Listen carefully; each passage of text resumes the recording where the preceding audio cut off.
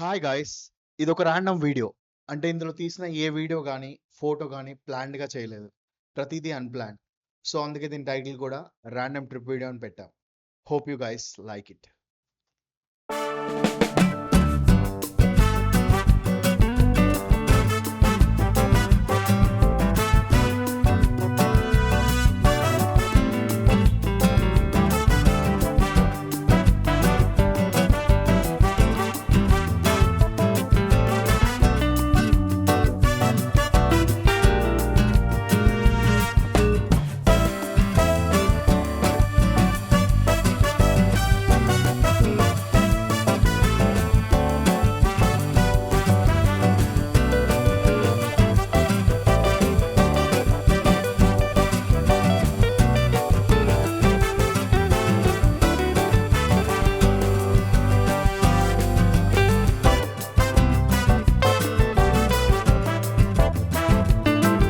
అసలు ఈ మా ట్రిప్ జర్నీ ఎలా మొదలైందంటే, నేను ఫోన్‌లో మా ఫ్రెండ్స్‌కి సోమశిల ఎలా వెళ్ళాలో చెప్తుంటే, అప్పుడు అది విన్న మా బీటెక్ ఫ్రెండ్స్ నెక్స్ట్ సెకండ్ ట్రిప్‌కి వెళ్దాం అన్నారు.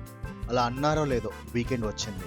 ఫ్రైడే నైట్, కార్ ఉంది, క్యాంపింగ్‌కి టెంట్స్ ఉన్నాయి, వండుకోవడానికి బీట్ అండ్ స్టవ్, సామాన్లు రెడీ. ఇంకా లేట్ ఎందుకని ఆ నైటే బయలుదేరాం సోమశిలకి. అలా పాటలతో చిల్ అవుతూ, ఫుల్ వైబ్ అవుతూ, ఎంజాయ్ చేస్తూ సోమశిల దగ్గరలో కార్ ఆపి అక్కడ బస్ స్టాండ్‌లో క్యాంపింగ్ టెంట్ వేసాం. అక్కడ నుండి మార్నింగ్ లేచి పెట్రోల్ బంక్లో ఫ్రెష్ అప్ అయి దగ్గరలో టిఫిన్ చేసి సోమశిల బయలుదేరాం. అంతా మబ్బులతో కమ్మేసింది ఆకాశం. ఓ గంటలో మేము సోమశిలలో ఉన్నాం.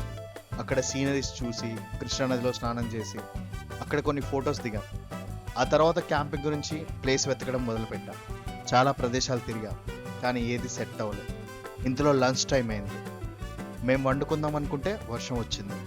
దాంతో ఆగిపోయాం. ఇక అక్కడ చేపలు బాగుంటాయని ఒక ఫేమస్ హోటల్లో చేపలు అలాగే రైస్ ఆర్డర్ ఇచ్చాం. గంట పట్టుద్దన్నారు. ఇంకా వెళ్ళి ఓ గంట నది ఒడ్డున టైం స్పెండ్ చేసాం, సీనరీస్ చూస్తూ. అలాగే కొన్ని ఫోటోలు దిగాం. ఇంకా తర్వాత లంచ్ చేసాం. నేను ట్రిప్ సోమశిల వరకే అనుకున్నా, కానీ అప్పుడే తెలిసింది నెక్స్ట్ నాగార్జున సాగర్ అని.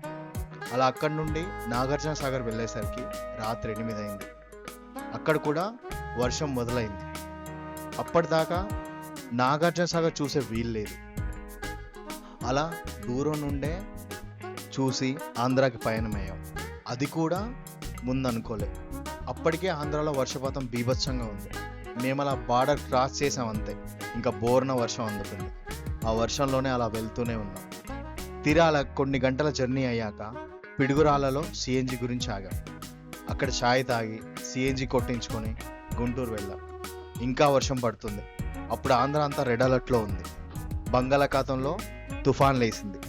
మళ్ళీ అదే వర్షంలో గుంటూరు నుండి విజయవాడ వెళ్ళాం. అక్కడికి వెళ్ళేసరికి నైట్ 2 అయింది. దాదాపు 12 గంటల జర్నీ. మధ్యలో డిన్నర్ గురించి ఓ దాబా దగ్గర ఆగామంతే. విజయవాడలో క్యాంపింగ్ టెంట్ ఎక్కడ వేద్దామని వెతికాం. ఎక్కడ స్థలం ఖాళీ లేదు. అలా వెతుక్కుంటూ నందిగామ దాకా వచ్చాం. ప్లేస్ కనబడింది టెంపుల్ పక్కన. అదృష్టవశాత్తు వర్షం పడద్దు అని కోరుకున్నాం.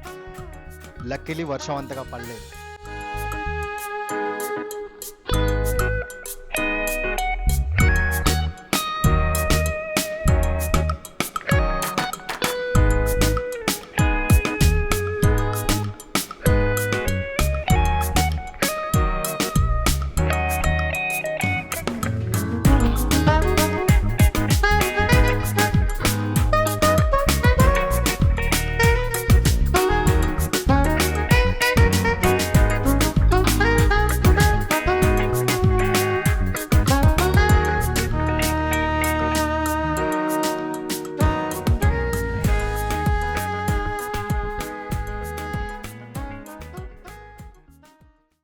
ఇంకా నెక్స్ట్ డే మార్నింగ్ లేచి అందరం అక్కడే ఫ్రెష్ అప్ అయ్యాం.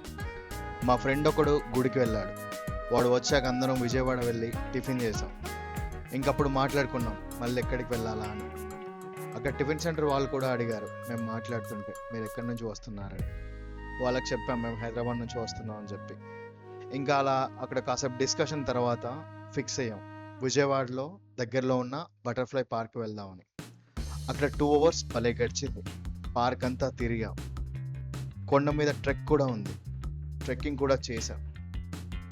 ఎంత లేదన్నా బాగానే దూరం ఉంది. ఆ ట్రెక్కింగ్ కూడా చాలా ఎగ్జైటింగ్గా అనిపించింది. అంటే పొద్దున్నే లేచి అలా టిఫిన్ చేసి ఎనర్జెటిక్గా ఉన్నాం కదా, ఇంకా మేము కూడా సరదాగా అలా ట్రెక్ చేసాం. అదో మంచి ఎక్స్పీరియన్స్. అయితే ముందు ఓ 2-3 నిమిషాలు ఎక్కేటప్పుడు ఇబ్బంది పడ్డా, ఆ తర్వాత ఓ ఊపులోనే ఎక్కిన తర్వాత అక్కడ కొండ మీద నుంచి చూస్తే మంచి సీనరీస్ ఉన్నాయి. అక్కడ అందరం ఫోటోలు దిగాం, అటు ఇటు తిరుగుతూ ఫుల్ టైం పాస్ చేసాం. ఇంకా కొండ దిగేటప్పుడైతే మరీ ఎక్సైటింగ్గా అనిపించింది. చాలా అలసిపోయాం, కానీ ఓ type of energy and excitement రెండూ వచ్చాయి. అయితే మాకు దిగుతుంటే అర్థమైంది మేము ఎంత దూరం ట్రెక్ చేసామో అని. ఎందుకంటే మేము దిగుతున్న కొద్దీ చూస్తున్నాం ఇంకా కింది దాకా వచ్చామా లేదా అని. ఇంకా మధ్య మధ్యలో బండల మించి దిగడాలు, అవి ఎక్కడాలు, ఇలా చిన్నిపాటి అచీవ్మెంట్స్ చేస్తూ మొత్తానికైతే కొండ దిగాం. ఇంకా తర్వాత బటర్ఫ్లై పార్క్ అన్నారు కదా అని అక్కడ బటర్ఫ్లైస్ గురించి వెతికాం. అవి అక్కడ తక్కువగా ఉన్న పూల మొక్కల దగ్గర మాత్రం ఓ మాదిరిగా ఎక్కువగా కనబడ్డాయి. అక్కడ చూడడానికి పార్క్ అంతా బాగుంది. ఇంకా మా ఫ్రెండ్ ఒకడు ఆ బటర్ఫ్లైస్ని వీడియో తీద్దామని అలా తిరుగుతూనే ఉన్నాడు. వాటితో పాటు నేను కూడా తిరిగాను. అలా చాలాసేపు ఇద్దరం ఒక్క బటర్ఫ్లైనైనా వీడియో తీద్దామని చాలా ట్రై చేసాం, కానీ కుదరలేదు. ఎందుకంటే వీడియో తీసాం కానీ అందులో బటర్ఫ్లై రాలేదు. అదే మీరు ఇప్పుడు చూస్తున్న వీడియో. వెతకండి, మీకు కనిపిస్తే కనబడొచ్చు, కనబడపోతే మేమేం చేయలేం. ఎందుకంటే we try to capture but we fail. ఇంకా కనీసం పూల మొక్కల దగ్గరికి వెళ్ళి ఒక్క బటర్ఫ్లైనైనా వీడియో తీద్దాం అనుకుంటే ఇంకా అక్కడికి వెళ్ళే ఓపిక మాకు లేదు. ఇంకా అప్పటికే అందరం వెళ్దామని ఉన్నారు. ఇంకా చేసేదేం లేక బటర్ఫ్లై పార్క్ నుంచి బయటకు వచ్చాం. అప్పుడు మళ్ళీ డిస్కషన్ మొదలైంది, నెక్స్ట్ ఎక్కడికి పోదామని. అప్పటి వరకు ఆలోచించని ప్లేస్, అసలు మా జర్నీలో మేము తారసపడని ప్లేస్ అది. చివరికి అది వెళ్దామని ఫిక్స్ అయ్యాం. ఆ ప్లేస్ హంసల్ దీవి. అది విజయవాడ నుంచి వెళ్ళడానికి 3 గంటలు చూపించింది మ్యాప్లో. అయినా పర్లేదు, దారిలో ఎక్కడైనా ఆపి చికెన్ వండుకుందాం అని అనుకున్నాం. కానీ మధ్యలో కురుస్తున్న వర్షాలకు మా దగ్గర బ్యూటన్ సిలిండర్ లేకపోయేసరికి ఇంకా చివరికి చికెన్ కొని వండించడానికి నిర్ణయించాం. అది అయ్యేసరికి చాలా టైం పట్టింది. ఇంకా డైరెక్ట్గా హంసల్ దీవికి కారును కొట్టాం. మేము లంచ్ కూడా చేయలేదు, ఎందుకంటే లంచ్ చేసేసరికి అక్కడ హంసల్ దీవికి వెళ్ళే ఎంట్రీ పాయింట్ క్లోజ్ చేస్తానన్నారు. అందుకే మేము తినకుండా వెళ్ళాం. ఇంకా ఆ రోడ్ అయితే వేరే లెవెల్ ఉంది. ఆ రోడ్డుకు చుట్టూ చేపల చెరువులు, కారులో నుండి చూస్తుంటే మ్యాంగ్రూవ్ ఫారెస్ట్. ఇంకా మేము హంసల దీవికి దగ్గరయ్యే కొద్దీ సముద్రం సౌండ్స్. ఇంకా సూపర్ ఏంటంటే హంసల దీవికి వెళ్ళడానికి 2 km ముందు నుండి ఓ సన్నని సింగిల్ రోడ్, అటు ఇటు మ్యాంగ్రూవ్ ఫారెస్ట్, వాటర్, అక్కడ వన్యప్రాణులు ఉన్నాయి జాగ్రత్త అని బోర్డు కూడా ఉంది. ఆ సింగిల్ రోడ్లో ఒక్క వెహికల్ మాత్రమే పోతుంది. అలా వే సూపర్ ఎక్సైటింగ్గా ఉండడంతో 10 నిమిషాల్లో హంసల్ దీవి బీచ్లో ఉన్నాం. కార్ బీచ్ దగ్గర దాకా తీసుకెళ్ళాం. అసలు బీచ్ అయితే మామూలుగా లేదు, క్లీన్గా, అందంగా. అలలు అయితే విపరీతంగా ఒడ్డుకొస్తుంది.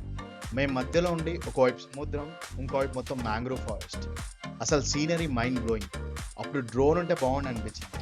ఆ ఫీల్ అయితే ఏళ్ళ వరకు గుర్తుంటుంది, అంత బాగుంది.